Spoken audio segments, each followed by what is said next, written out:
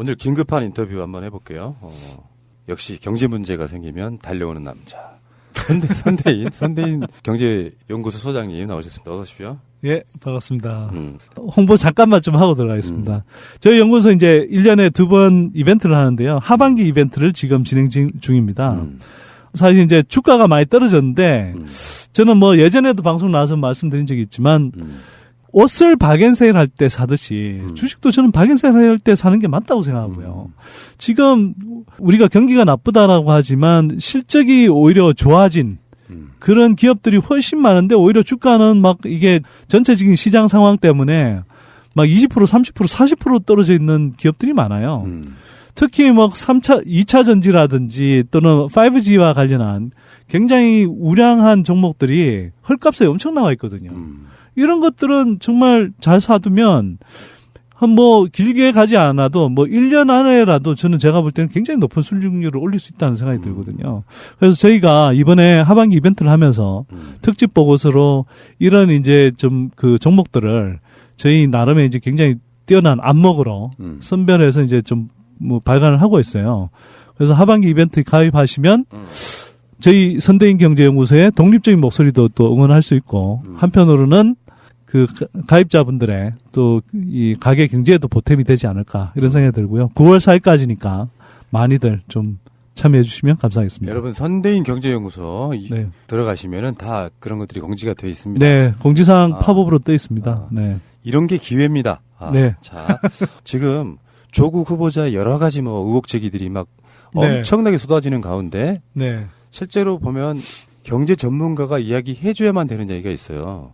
저게 뭐가 위법인지 아닌지를 모르는 상황들이 있어요. 네. 네. 근데 사건의 핵심이 다 좁혀놓고 보면 네. 문제 없는 경우가 대부분이고 하나는 부산 의전원에서의 장학금 문제하고 네. 지금 사모펀드 문제를 집중적으로 들여다보고 있다 이런 네. 얘기를 하고 있는데 검찰에서 네. 네. 자 우리 뭐 길게 할 생각은 없고요. 이 시간은 짧게 한다는 개념으로 일단은 블라인드 사모펀드 이게 그 이야기가 나온 건데 네. 이게 지금 뭔지를 좀 알려주셔야 이해하시는 데 도움이 될 것 같습니다.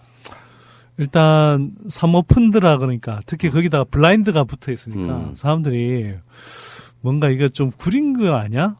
좀 흑막이 있는 것 아니야?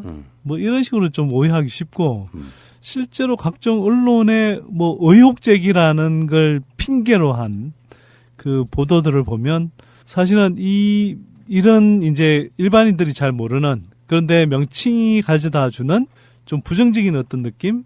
이런 것들을 이용해서 장사를 지금 되게 잘해 먹고 있는 것 같아요. 그런데 이 블라인드 사모펀드라는 건 법적으로 아무 문제가 없고요. 법적으로 다 이미 허가가 돼 있는 사안이에요. 그러니까 사모펀드는 일단 이렇습니다. 이제 붙어 있는 게 블라인드하고 사모펀드 이 두 마리 이제 붙어 있는 건데 사모펀드는 말 그대로 사적으로 모집한 펀드 이렇게 이해할 수 있어요. 그러면 그 반대말은 뭐겠습니까? 공모? 공모 펀드죠. 근데 공모 펀드는 우리가 보통 흔히 이제 펀드 든다고 이야기할 때 그게 공모 펀드예요.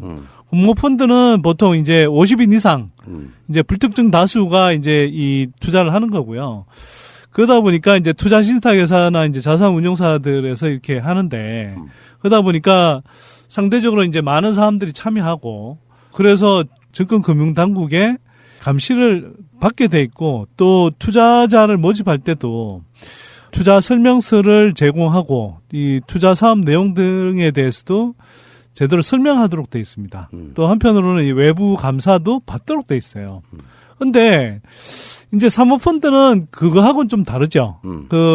이제 일단 투자자 숫자가 49인 이하로 이제 제한이 되고요. 상대적으로 조금 더 소수의 사람들이 고수익을 노리기 위해서 하는 투자다 이렇게 생각을 하시면 되고 그 중에서도 이제 사모펀드는 특히 뭐 기업의 이제 경영에 직접 참여한다든지 또는 뭐 지분 구조를 바꾼다든지 또 인수 합병 등을 통해서 어떤 특정 영역에 있는 뭐 예를 들어서 기업이면 그 비상장 기업 또 뭐 부동산 또 채권 뭐 이런 것들에 이제 대상을 이제 투자하고요. 그 수익을 투자자들한테 이제 배분해주는 그런 구조로 돼 있죠. 다만 이게 이제 공모 펀드하고는 다르게 상대적으로 이제 그러면 개인들이 나 이거 나름대로 좀 위험을 지더라도 고수익을 한번 추구해 보겠어. 이런 거기 때문에 상대적으로 금융감독 당국의 이 감독을 좀 덜 받아도 되고요. 그다음에 이제 감사를 안 받아도 되는 거죠. 예. 하지만 그렇다고 해서 이게 뭐 법적으로 불법이냐? 아니고요. 사실은 이거 굉장히 부자들인 사람들 많이 합니다, 자산가들이. 그래서 그 규모를 따져보면 이게 이미 2000년부터 우리나라에 이제 제도가 도입돼서요. 그 사모펀드 규모가 340조 원. 근데 공모펀드 규모는 한 150조 원 정도밖에 안 돼요. 아, 그렇군요. 예, 실제로는 사모펀드가 일반인들한테 낯설지 모르겠지만 뭐 투자 금액 규모로 보면 오히려 공모펀드보다 훨씬 더 큰 규모로 지금 이미 합법화돼서 움직이고 있는 겁니다. 그러니까 사실은 사모펀드라는 것 자체가 법 테두리 내에서 맞게 운영된다면 아무 문제가 없어요. 일각에서 이제 이런 이야기도 나오고 있어요. 박근혜 정부 시절에 사모펀드를 많이 추천을 했었다. 그래서 보니까 사모펀드 활성화를 위한 자본시장법 시행령 개정안이 의결된 게 황교안 총리 때라고 하더라고요. 그런데 이게 역대 정권부터 사모펀드는 어찌 보면 계속 활성화해 왔어요. 왜냐하면 이게 특히 미국 같은 데서 기존의 이제 건모펀드와는 다르게 사모펀드를 통해서 뭐 기업들이라든 조금 위험일 수 있지만 또 한편으로는 고수익을 누릴 수 있는 그런 이제 투자 대상들에 대해서 이제 투자를 하면서 이게 이제 그 상당히 많은 인기를 끌어왔고 또 그렇게 하면서 그 상대적으로 이제 돈이 덜 가던 그런 투자 영역에 돈이 가기도 하고 그러면서 이제 그게 한편으로는 뭐 산업을 키우기도 하고 뭐 이런 여러 가지 긍정적인 효과도 있었거든요. 그러다 보니까 이제 그런 것들을 우리도 이제 도입해서 들어온 거죠. 그리고 그걸 계속 확대해 왔어요. 그러니까 이거는 뭐 정권의 좌우를 가리지 않고 2000년부터니까 계속 해온 거란 말이에요. 역대 정부가. 네. 그러니까 결국엔 자본주의 사회에서의 좋게 보면 꽃 같은 거 아니에요? 뭐 그런 측면도 있죠. 그런데 그러면 아니 자산이 있는 사람이 이걸 내가 어딘가에는 투자하고 싶어. 저금리 시대에 그냥 뭐 은행에만 맡겨두기가 좀 어렵잖아요. 그럼 어딘가에 투자해야 되는데 그 투자할 수 있는 뭐 대상 중에 하나인 거죠. 이걸 안 하겠다 그러면 우리는 그러면 대한민국은 말로 자본주의 시스템을 갖고 있으면서 그럼 자본주의를 안 하겠다는 건가? 자, 이제 거기까지는 다 대부분 인정할 것 같고요. 그러면 하나씩 한번 짚어볼까요? 70억이 약정 한도다 뭐 이렇게 나와 있는 부분 있잖아요. 뭐 근데 뭐 나오는 이야기는 다 넣지 않아도 되는 거다 뭐 이런 이야기인데 그 부분을 좀 설명 좀 해주세요. 74억이 이제 그 약정 한도로 돼 있는데요. 그러니까 사실 정확하게 이제 조국 교수 부인하고 이제 그 두 자녀죠. 그 74억이 이제 약정 한도로 돼 있는데 이 약정 한도를 다 안 넣어도 됩니다. 그러니까 뭐 처음에 이제 문제 제기가 됐던 것은 아니 조국 교수 재산이 50몇 억밖에 안 되는데 74억을 어떻게 다 채운다고 하냐. 어디서 뭐 좀 숨겨놓은 자금을 끌어오겠다는 생각 아니냐. 뭐 이런 식의 이제 의혹 보도가 있었는데요. 좀 진짜 이건 기본 개념을 너무 모르는 거예요. 그거는 약정 한도일 뿐이지 그걸 다 안 채워도 되고 실제로 그래서 이제 조국 교수 일가족이 10억 5천만 원을 투자한 거잖아요. 이걸 그렇게 생각하시면 돼요. 우리 마이너스 통장이 있잖아요. 마이너스 통장에 예를 들어서 뭐 1억까지 마이너스 한도를 받아 놓을 수 있어요. 근데 다 1억까지 다 써야 되는 거 아니죠. 뭐 돈이 있을 때는 오히려 뭐 이 플러스가 되기도 하고 또 뭐 그냥 그 한도 안에서 뭐 1,000만 원, 2천만 원 땡겨 쓰기도 하고 그런 거잖아요. 그러니까 그렇게 생각하시면 돼요. 근데 이게 마치 약정 한도라는 게 뭐 조국 교수 재산을 넘어가니까 이게 굉장히 뭔가 구린 데가 있는 것처럼 그렇게 이야기했는데 그건 이제 이미 좀 어느 정도 많이 언론들이 바보짓 했다. 이걸 조금 이제 이해하는 것 같은 분위기긴 하고. 그러면 이제 또 나오는 문제가 이걸 통해서 편법 증여하려고 했다. 요거거든요, 지금. 설명 좀 해주셔야죠. 나는 진짜 이게 웃음이 나올 수밖에 없어요. 이거 아마 이 정권에 반대하는 사람이라도 이른바 블라인드 사모펀드라는 게 뭔 줄 안다 그러면 코웃음을 칠 거예요. 그런 이야기는. 왜냐하면 사모펀드라는 게 자, 이건 공모펀드하고 구조가 똑같아요. 이런 면에서는. 공모펀드도 자기가 펀드에 투자한 금액만큼만 그 펀드의 전체 수익률에 따라서 손실을 보거나 수익을 보는 거 아니에요. 사모펀드도 똑같아요. 그 부인 명의로 돼 있거나 자녀들 명의로 돼 있는 그 계정상에 돈이 들어가 있잖아요.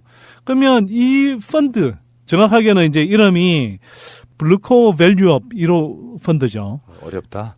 근데 하여튼 이 펀드가 그냥 뭐 투자를 해서 이 펀드의 가치가 올라가면, 수익률이 올라가면 그만큼 이제 그 해당 계정상에, 각각의 계정상에 수익이 반영되는 거고, 손실나면 손실이 반영되는 구조예요. 근데 이걸 어떻게 정의를 한단 말인가요? 그러니까 너무 진짜 황당한 이야기를 하는 거예요. 그리고 그 이야기도 좀 해야겠다. 만약 정말 이런 식으로 되는 거라면 삼성 이건희가 이재용한테 정의를 하고 재산을 물려줄 때 뭐 그렇게 복잡한 그런 과정을 거쳤겠습니까? 그렇지. 사모펀드 만들어서 이렇게 말 그대로 정말 이렇게 가능하다 그러면 사모펀드 만들어서 다 해버리죠.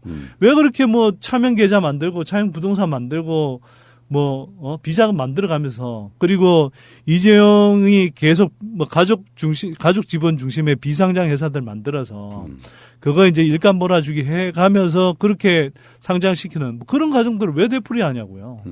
그럴 이유 없이 그냥 사모펀드 통해서 그냥 정의하면 되겠네.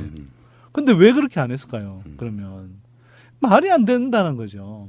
근데 이제 이런 기본적인 원리를 알면 기본적으로는 편법 정리라는 게 어렵다. 근데 이제 이렇게 이야기합니다. 또 그 의혹을 이제 제기하는, 특히 자한당 무리하고 이제 조중동 쪽에서 이야기하는 건 뭐냐면, 이게 그러면 투자를 했는데, 투자했을 때 이 펀드의 수익률이 이제 떨어졌을 때, 떨어진 상태에서 조국 교수 부인이 이제 틀고 나왔을 때 그 페널티만큼 이제 한 30%를 남기게 돼 있거든요. 그러면 그 부분 때문에 이른바 자녀들이 나중에 이제 이게 다시 이제 이 수익률이 올라가면 상대적으로 그 펀드에 있는 자금이기 때문에 그 나머지 이제 계좌를 갖고 있는 조국 교수 아들, 딸 두 사람한테 상대적으로 혜택이 돌아가는 것 아니냐, 이런 식으로 문제 제기를 하더라고요. 그런데 아니 그것 때문에 일부러 손실을 볼 펀드가 어디 있겠습니까? 말이 안 되잖아요, 이것도. 그리고 의도적으로 투자에 실패하고 그렇게 해서 가치를 떨어뜨리고 이러는 게 말이 쉽지 그렇게 됩니까, 마음대로? 그러니까. 그럼 이제 이게 핵심 중에 하나가 이제 또 그렇다 보니까 나중에 이제 조국이 민정수석으로 있을 때 광급공사 등을 몰아줘가지고 그 사모펀드에서 투자하는 그 회사를 키우는 방식으로 지금 어떤 이득을 취한 것처럼 이야기를 하고 있어요. 저는 그것도 좀 너무 황당한 게요. 구체적으로 조국 교수가 그런 거에 개입한 정황 증거가 나왔습니까? 없지요. 없죠. 근데 막 던지는 것 같아요, 의혹을. 그러니까 지금 그 그 회사, 투자했다는 회사의 대표는 광급공사로 우리 수익이 올라간 게 아니라 광급공사도 있긴 했지만 다른 종류의 판매 등을 통해 가지고 전체 매출이 올라갔는데 마치 광급공사를 수주해 갖고 전체 매출이 올라간 것처럼 지금 공격하고 있다, 황당해하는 그런 입장이더라고요. 뭐 그런 부분도 있고요. 그 다음에 웰스 CMT라는 회사인데 이 회사가 이제 기본적으로 주력은 가로등 전멸기더라고요. 근데 이걸 뭐 조국 교수가 뭐 광급공사 따주도록 이렇게 압력 행사한 건 아니냐, 뭐 이런 식의 의혹을 제기하는데, 아까도 이야기했듯이 어떤 뭐 구체적인 증거는 고사하고 정황상의 증거도 나온 게 없어요. 그냥 광급공사 많이 땄으니까 이거 조국 교수가 압력을 행사할 수 있지 않았을까, 이런 이야기를 한다고요. 그러니까 민정수석으로 있으면서 그 바쁜 자리에서 꼼꼼하게 자기 이득을 챙기는 건 이명박 방식이지. 그러니까 조국 교수가 그런 쪽으로 성실하지는 않아요. 굉장히 성실하긴 한데 그건 자기 맡은 직분에 성실한 사람이지 그런 쪽에 성실하지는 않아요. 그런데 이게 광급공사라는 게 기본적으로 가로등 전멸기이기 때문에 광급공사밖에 없어요. 아니 그 가로등 전멸기를 개인이 설치할 겁니까? 근데 그래서 제가 한나라당의 그 자한당의 정점식 의원이라는 사람이 이제 제기하면서 공개한 자료를 봤어요. 뭐 조달청으로부터 받아서 이제 전국의 지자체에 광급공사 받은 걸 쭉 수주 내용을 이렇게 이제 공개를 해줬더라고. 근데 제가 그 중에 보니까 서울, 인천도 있는데 예를 들면 대구 같은 데도 있어요. 대구가 그러면 거기는 지금 자한당이 잡고 있는 데잖아요. 그러면 그 조국 교수가 거기에 접근해서 압력을 행사했다 할 수 있었을까요? 기본적으로 예. 자한당 그 지사가 있고 자한당 그 시장이 있는 그 지역에 접근해서 진짜 그러네. 아니 그러니까 말이 안 되잖아요 이게. 근데 전국에 지자체 골고루 있단 말이에요. 그러면 이거는 그냥 그 회사가 강북공사를 하는 데고 그 강북공사를 하기 때문에 그 공사를 땄다라고 봐야 되는 것이지. 그 뭐 조국 교수가 압력을 행사했다? 그게 전혀 드러난 게 없는데 그게 마치 굉장히 신빙성이 있는 것처럼 모든 언론들이 떠들어대니까 이게 정말 왜 이런 말 하잖아요. 그 3인 성우라는 이야기를 하잖아요. 세 사람이 호랑이가 나타났다고 떠들면 진짜 호랑이가 있는 줄 안다고. 맞습니다. 지금 딱 그거예요. 제가 볼 때는.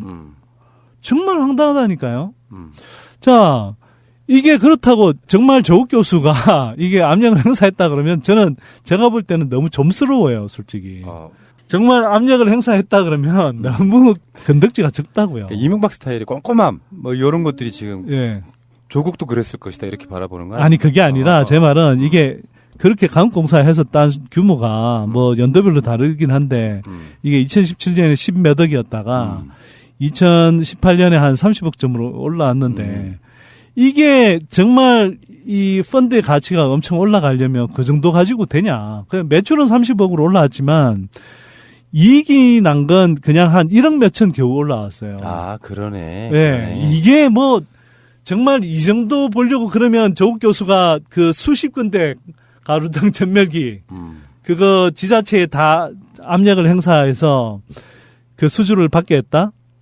이게 상식적으로 납득이 되냐고요. 그렇죠, 이게. 그렇죠. 네.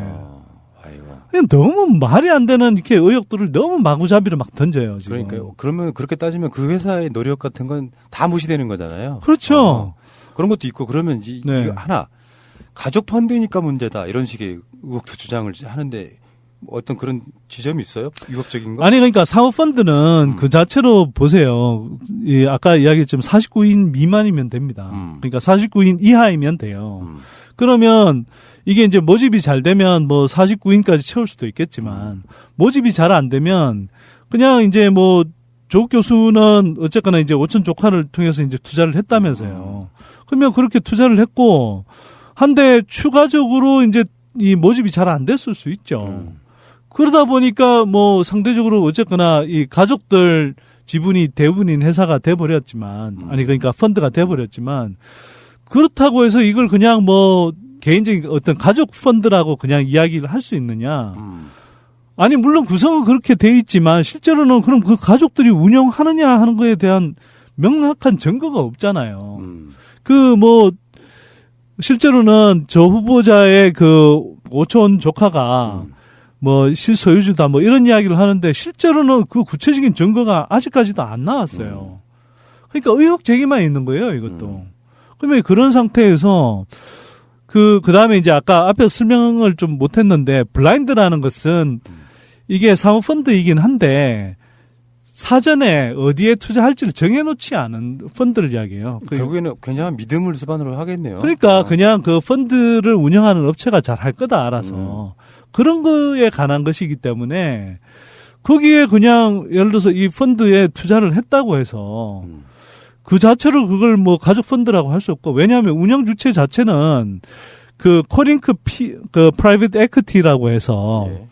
프라이빗 에퀴티라는 말 자체가 사모라는 뜻이에요. 그러니까 코리아 사모라는 회사에서 그냥 이걸 운영하는 거거든요. 그러면 조국 교수 가족은 그냥 투자했을 뿐이지 운영은 그냥 코리아래 콜링크 PE가 그냥 맡아서 하는 거라고요. 근데 이게 무슨 가족 펀드예요. 그러니까. 예.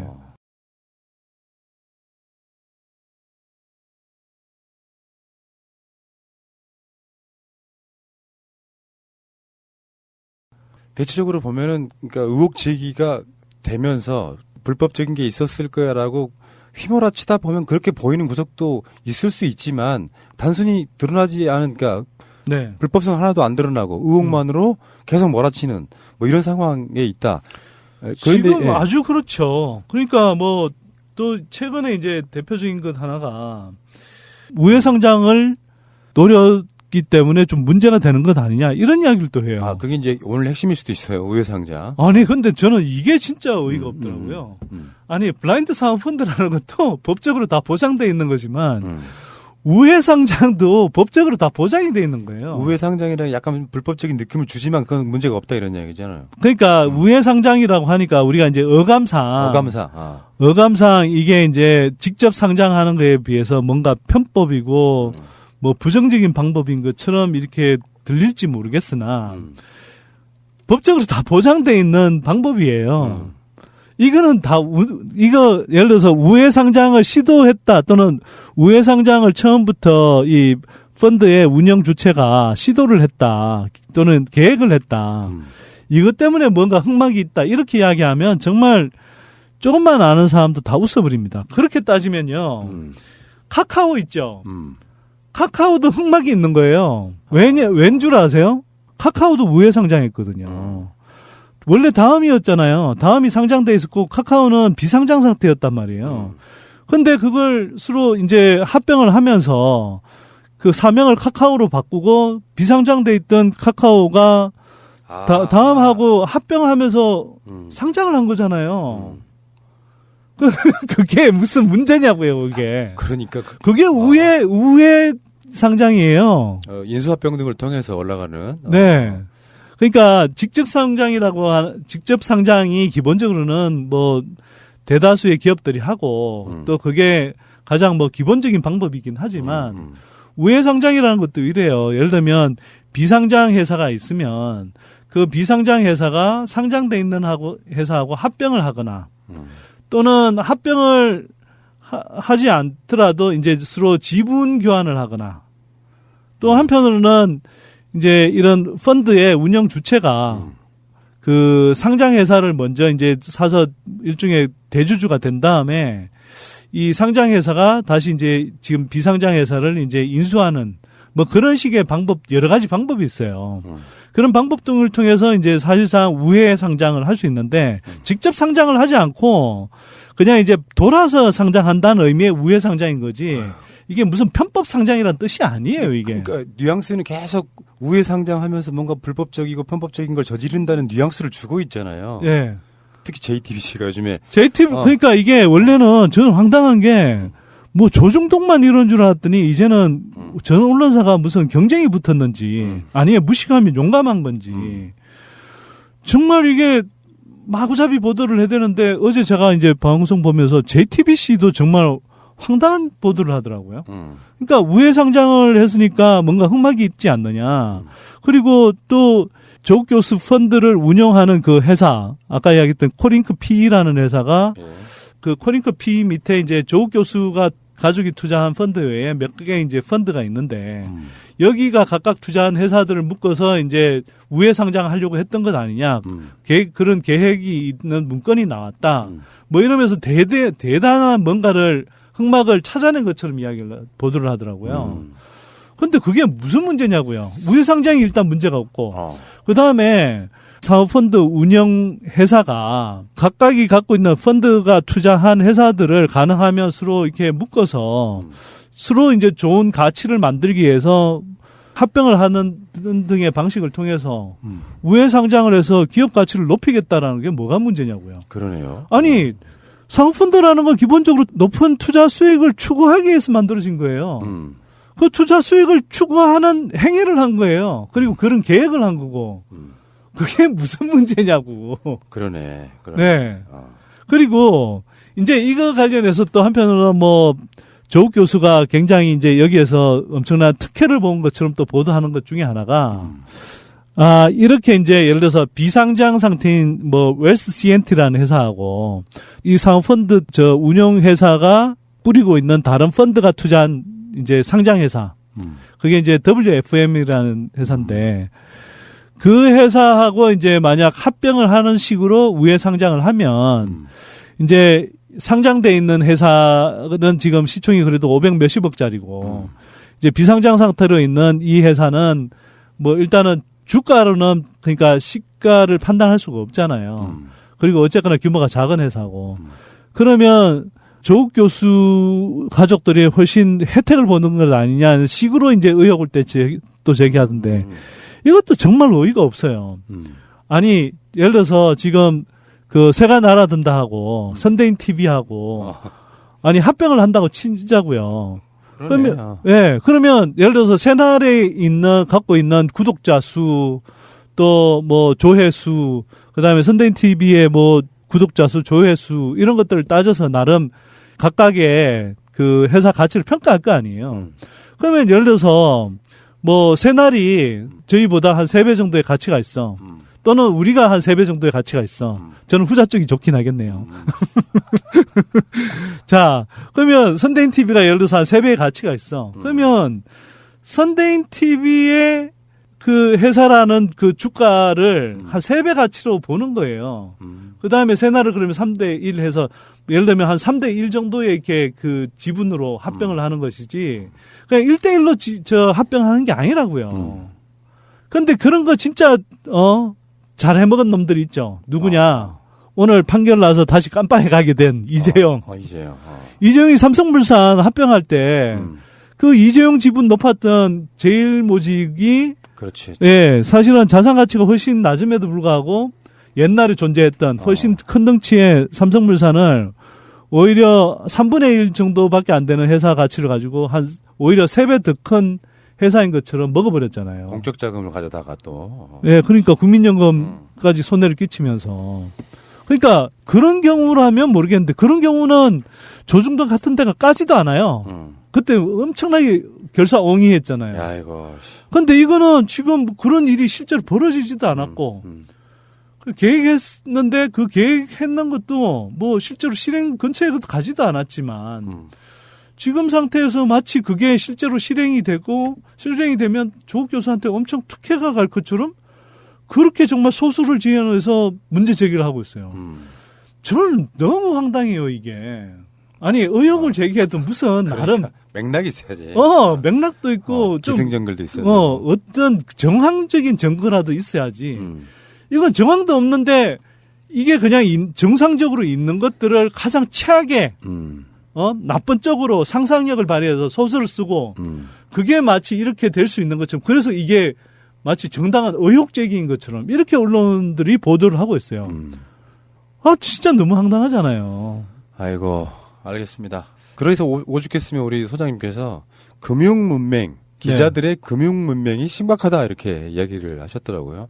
그러니까 의혹 제기하려다 보니 나쁜 사람임을 입증하기 위해서 되도 않는 것들 갖다 붙이는데 사람들은 일반 잘 모르시는 국민들은 기자들의 시각이 맞겠지 하고 더 나쁜 사람으로 만들어버리는 그 시스템 아니에요? 그러니까 사람들이 사실 이거 뭐 복잡하게 뭐 이 사모펀드가 뭐니 여기에 이제 펀드가 있고 또 거기에 뭐 운영 주체가 있고 이걸 어떻게 운영하고 합병하고 우회상장하고 뭐 이런 이야기들을 막 나오는데 솔직히 이해 못한다고 봐요. 저는 거의 그러니까. 대부분의 사람들이. 그러면 이해 못하는데 여기에다가 뭔가 흑막이 있는 것처럼 자꾸 이제 뭘 쓰면 아까도 제가 이야기했잖아요.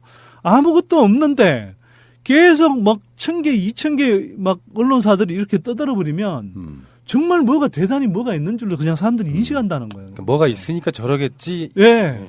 그 효과고요. 근데 자한당이 노리는 건 저는 그거라고 봐요. 조국 교수가 청문회에 나와서 이렇게 방어권을 가진 상태가 아니라 그냥 청문회도 계속 질질 끌면서 안 하면서 지네들이 일방적으로 계속 뭐 정말 대도 않은 의혹 제기들 하고 있고 그런데 이게 기자들이 기본적으로는 이런 전문성이 없다 보니까 이해를 잘 못하다 보니까 그냥 그리고 이제 기사를 빨리빨리 써야 되니까 날림으로 계속 쓰고 이게 이제 받아쓰기식 보도를 하는 거죠. 그러면서 이제 이게 근데 이제 정폭되면서 이제 자가 발전을 해서 그렇죠. 예, 조국 교수가 되게 깨끗한 줄 알았더니 정말 이상한 구석들이 많네. 사람들이 이렇게 생각하게 되고 그러면서 이제 굉장히 이제 온라인이든 오프라인에서 이제 막 뭐 양쪽의 지지자들이 이제 결집하기도 하고 치고받는 이런 상황이 생기니까 막 관심이 뜨거워지잖아요. 그래서 막 경쟁적으로 지금 기사를 쓰고 있다고 보는데 저는 너무 황당한 게요. 이겁니다.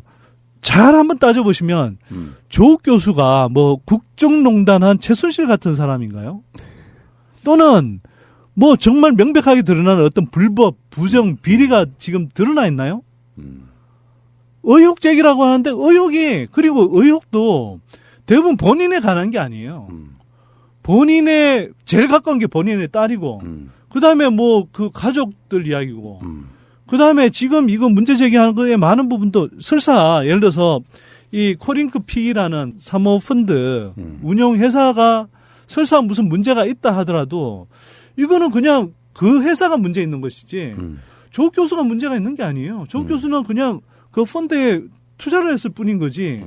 그러면 그 사모펀드를 운영하는 회사에 투자한 사람들은 다 그럼 나쁜 놈이 되는 거예요. 너무 황당하다는 거예요. 근데 알겠습니다. 지금 미디어 오늘이 이제 그 보도한 걸 보니까 지난 10일 동안 27만 건이 쏟아졌다면서요. 아이고. 기사가. 근데 하루에 27,000건 꼴인데 너무 황당한 거죠. 이게 그러니까 방어도 하지 말라는 거잖아요. 방어할 시간도 없어. 예. 막 쏟아내는데 네. 제가 어제 화났던 것 중에 하나가 한영 외고 들어가는 문제가 특례 입학이라고 계속 주장을 해왔는데 사실 일반 전형으로 입학한 게 나왔거든요. 네. 근데 그 사이에 수십 개, 수백 개를 쏟아내놓고 조국 청문회 팀에서 답변을 제대로 못한 게 책임이다라고 자신들이 의혹 제기했던 것을 그렇게 실드를 쳐버리더라고. 아니 그러니까 저는 이게 언론이 정말 자신들의 언론의 자유 이걸 좀 제대로 생각해야 되는데 언론의 자유라는 건 한편 책임이 있다는 겁니다. 그러니까 보도는 자유롭게 할 수 있지만 그 보도가 기본적으로 공익을 정지시킬 목적이 있어야 되는데 공익을 정지시킨다라고 이야기하면서 마구잡이 의혹을 막 그렇죠. 던지는 거거든요. 근데 우리가 보통 의혹을 제기할 때는 그 의혹을 제기할 만한 어떤 구체적인 근거가 있거나 충분히 의심할 만한 어떤 정황적인 증거가 있어야 되는데 이게 지금 이야기하는 것들이 정황 증거가 아니라 제가 볼 때는 다 소설이에요, 소설. 물어뜯기.